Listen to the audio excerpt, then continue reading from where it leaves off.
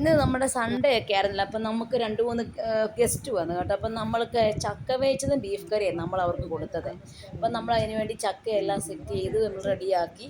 ചക്ക ചക്കയും ചക്ക വേവിച്ചതും ബീഫ് കറി എന്ന് പറഞ്ഞപ്പോഴത്തേക്ക് തന്നെ അവർക്ക് എല്ലാവർക്കും ഭയങ്കര ഹാപ്പിയായി. കാരണം അവരങ്ങനെ വെളിയിൽ നിന്ന് വന്നവരാണ്. അപ്പോൾ അവർക്കങ്ങനെ ചക്ക വേവിച്ചതും കിട്ടാത്തവരാണ്. അപ്പോൾ അതുകൊണ്ട് ചക്ക വേവിച്ചതും ബീഫ് കറി എന്ന് പറഞ്ഞുകൊണ്ട് അവർക്കത് കഴിക്കാൻ വേണ്ടി അവരിങ്ങനെ വെയിറ്റ് ചെയ്തിരിക്കുകയായിരുന്നു.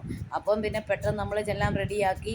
ചക്കയെല്ലാം നമ്മൾ കൈകൊണ്ട് സ്പീഡിൽ അരിഞ്ഞ് നമ്മൾ കുരുമുളക് പൊടിയൊക്കെ ഇത് ആവി കയറ്റി എടുത്ത്, പിന്നെ നമ്മളതിനകത്ത് ഉള്ളിയും വെളുത്തുള്ളിയും നമ്മുടെ പച്ചമുളകും അതിനകത്ത് കാന്താരി മുളകും എല്ലാം ജീരകവും പിന്നെ ഉപ്പും തേങ്ങായും എല്ലാം ചേർത്ത് അടിപൊളിയായിട്ട് ചക്ക വേവിച്ചെടുത്തപ്പോൾ തന്നെ നല്ല സ്മെല്ലായിരുന്നേ. അങ്ങനെ അവർ ഓടി വന്നിട്ട് പറഞ്ഞു, ഓ എന്നാ അടിപൊളി ചക്ക വേവിച്ച, നല്ല സ്മെല്ല് വരുന്നുണ്ടെന്ന് പറഞ്ഞു. അങ്ങനെ ഞങ്ങൾ ചക്ക വേവിച്ചെടുത്തു. നല്ലോണം ഇളക്കി കൂട്ടി നമ്മൾ ചക്ക വേവിക്കണം കേട്ടോ. അപ്പോൾ പിന്നെ ശകലം പച്ചവെളിച്ചെണ്ണയും കൂടെ നമ്മൾ ഒഴിക്കണം. ഭയങ്കര ടേസ്റ്റ് ആയിരിക്കും. പിന്നെ നമ്മൾ അടിപൊളി ഒരു ബീഫ് കറി വെച്ചു. നമ്മുടെ അടുത്ത് നിന്ന് തന്നെ ബീഫ് കിട്ടി. നല്ല ബീഫ് എന്ന് പറഞ്ഞാൽ നമ്മൾ ചട്ടിക്കകത്താണ് ബീഫ് കറി വെച്ചതെന്നേ.